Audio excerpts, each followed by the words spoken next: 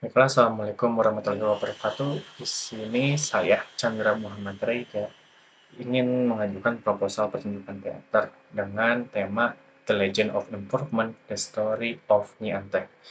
Dengan mengambil naskah dari budaya Sunda yaitu Nyi Anteh, dengan memberi sedikit kreativitas di dalamnya. Pertama-tama, latar belakang saya membuat teater ini adalah sebagai bentuk untuk mempertahankan budaya Sunda dan juga mengembangkan lagi cerita-cerita rakyat yang sudah mulai memudar di sekitar kita. Karena cerita rakyat ini memiliki nilai moral yang sangat kental dengan budayanya, di mana budaya aspek sosial dan moral terkandung di dalamnya, terlebih bagi kita sebagai daerah atau sebagai suku Sunda sendiri. Dan untuk tujuan saya membuat kegiatan ini, yang pertama menghidupkan kembali cerita-cerita tradisional. Yang satunya adalah cerita Nyi Anteh, yang merupakan cerita legenda dari budaya Sunda, dari suku Sunda, di mana cerita ini sudah mulai redup dan tidak dikenal oleh masyarakat lagi. Yang kedua, mengasah kemampuan seni peran. Saya juga ingin membawa orang-orang yang ingin melatih seni peran, terutama dalam hal teater, dikarenakan permainan dalam teater atau pemeranan dalam teater itu tidak sama dengan permainan atau pemeranan dalam perfilman ataupun pembuatan cerita pendek, di mana dalam seni teater ini para pemeran itu harus bersungguh-sungguh dalam memerankan aktingnya. Tidak ada yang namanya cut, tidak ada yang namanya jeda dalam waktu yang sangat lama. Karena dalam teater ini para pemain dipaksa untuk terus berperan dalam jangka waktu yang ditentukan. Yang kedua, peningkatan apresiasi terhadap teater. Teater sendiri di sekitar kota atau sekitar daerah Indonesia sudah mulai tidak digemari dan lebih digemari lagi terhadap video-video pendek ataupun terhadap film-film dari barat. Karena dari itu teater sendiri sudah mulai tidak berkembang dan saya ingin mengembangkan lagi teater-teater di Indonesia.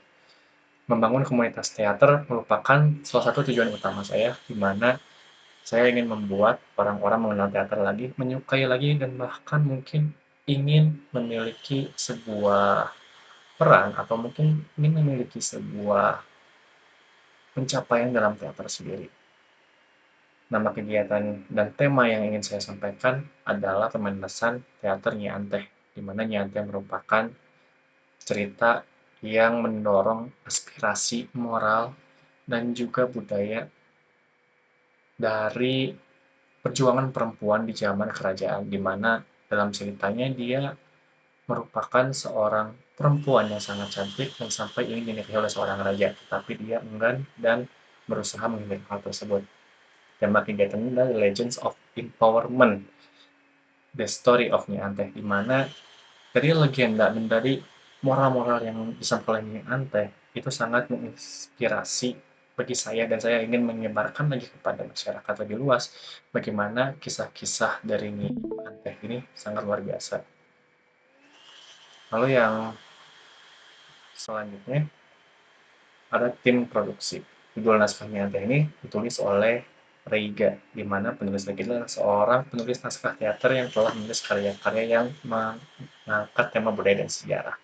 Latar belakangnya juga tidak latar belakangnya juga tidak sembarangan, di mana dia sering menyajikan karya-karya yang bisa dibilang tingkat dengan tingkatan nasional. Dan dalam naskah Nyi Anteh ini adalah sebuah kisah legendaris yang menggambarkan perjalanan seorang wanita kuat bernama Nyi Anteh. Dalam naskah ini, Nyi Anteh menghadapi berbagai tantangan, konflik sosial yang terjadi pada masa lalu, perjuangan melawan ketidakadilan, dan menegakkan kebenaran di tengah masyarakat. Cerita ini memperlihatkan karakter Nyi Anteh sebagai simbol kebenaran dan determinasi, memberikan inspirasi tentang kekuatan individu dan melawan penindasan. Tim produksinya, yang pertama saudara ada Chandra. Chandra ini bisa dibilang sudah memiliki beberapa kali teater ya, yang berpengalaman dan juga sukses di berbagai permainan teater lokal maupun nasional. Pendekatannya cukup inovatif dan terkenal kemampuannya menginterpretasikan naskah klasik dengan cara segar dan relevan untuk audiens-audiens zaman sekarang.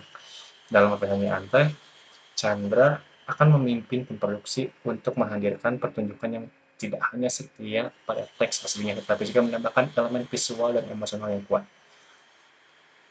Eh, Dilatar belakangi oleh Chandra sendiri, dia memiliki kemampuan menggabungkan teknologi yang ada di zaman sekarang, seperti halnya dalam teater modern ini sangat berbeda dengan teater zaman dahulu, di mana sekarang kita memiliki teknologi seperti layar ataupun audio visual yang lebih megah lagi, di mana ini juga dapat membuat di mana ini juga dapat membuat experience yang lebih bagus lagi dalam hal penyampaian ceritanya ataupun dalam hal suasana yang didapatkan oleh para penonton nanti. Dulu ada beberapa aktor dan artis yang sudah menjadi pilihan utama dari kita. Yang pertama, Nia Ate akan ditampilkan oleh Ayu Pritiwi. Dia adalah seorang artis yang berbakat dan dikenal kemampuannya dalam peran-peran dramatis. Ayu akan memerankan karakter utama, di mana dia sangat cocok untuk hal emosional dan juga perempuan yang kuat.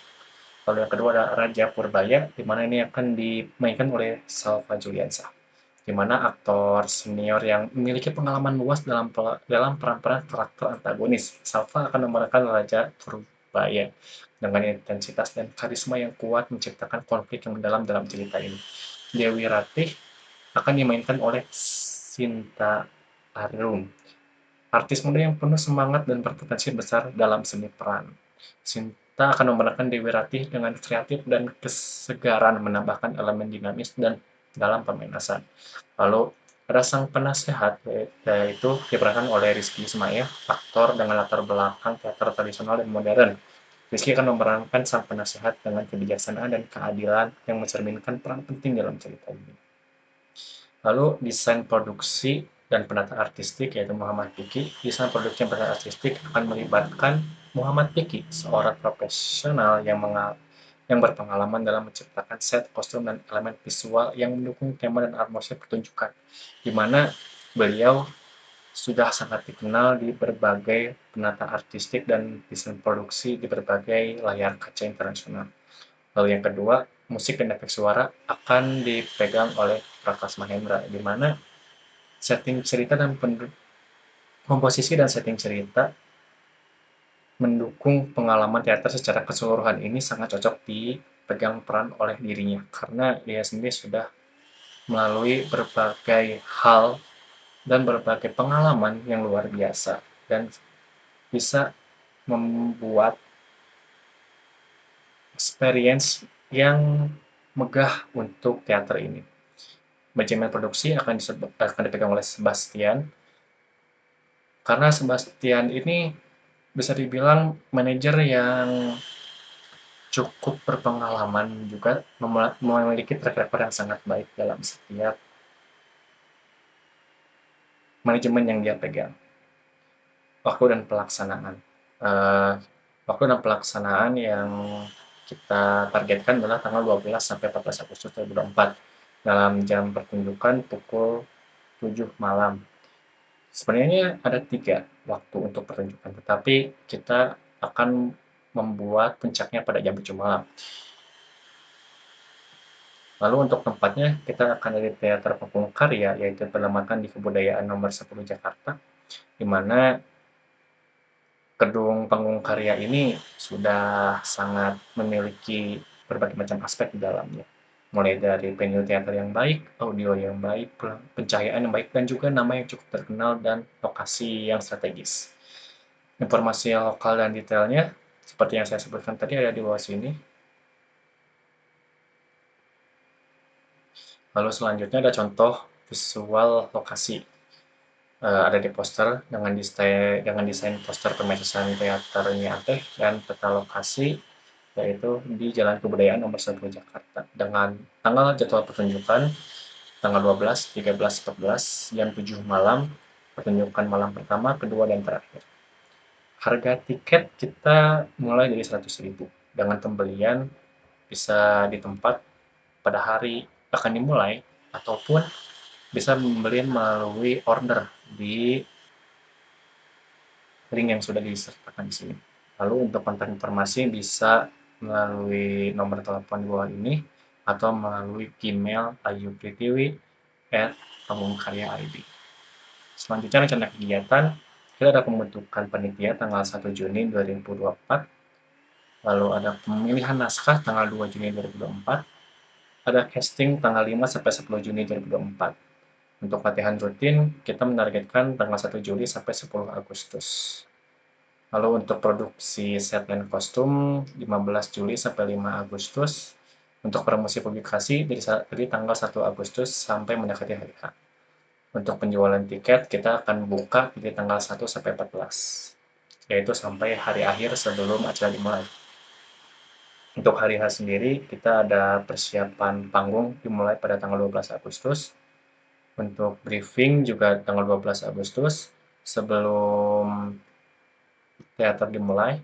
Pementasan tanggal 12 teater pertama dan tanggal 14 untuk teater terakhir. Untuk penutupan di teater terakhir, kita akan menanyakan feedback secara acak kepada penonton untuk evaluasi pada akhirnya. Untuk perincian kegiatan seperti yang saya tunjukkan tadi, di sini ada beberapa rangkuman dalam tabel. Untuk anggarannya, kita membutuhkan sewa tempat sebesar 6 juta rupiah, produksi set dan kostum 4.500.000, promosi dan publikasi 3 juta, honorium pengisi acara 5 juta, konsumsi dan logistik 2.500.000, dan lain-lainnya sekitar 500. Lain-lainnya ini adalah biaya tidak terduga. Kita tidak tahu pada hari H akan membutuhkan atau akan ada kejadian tertentu yang kita tidak ekspektasi dan akan di backup oleh uang-uang ini. Lalu selanjutnya, sumber dana yang ingin kita capai, pertama ada di tiket masuk. Sudah Kalau tiket masuk ini sudah tertuju untuk 100.000 tiket dan 300.000 tiket per hari, 300 kursi per hari, maaf, maka akan ada total 90 juta yang akan didapat. Untuk yang kedua, kita juga membutuhkan sponsorship, karena untuk mengandalkan tiket itu ada di hari H, sedangkan sponsorship kita butuhkan dari awal untuk uang persiapan teater ini, dan donasi bagi siapapun yang ingin berdonasi kepada kita. Dan juga dana pribadi untuk menjaga-jaga bahwa jikalau uang-uang ini belum terkumpul.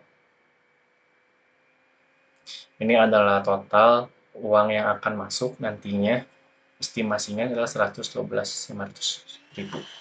Untuk sebagai penutup, saya ucapkan terima kasih dulu karena telah menyaksikan rincian dari proposal ini.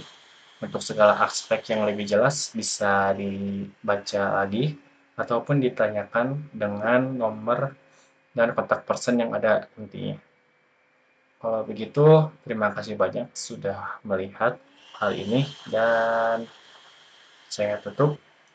Semoga proposal ini dapat disetujui. Assalamualaikum warahmatullahi wabarakatuh. Oh ya, satu lagi. Ini contoh ya, contoh proposal. Jadi bukan, kita nggak bikin perunjukan asli kok.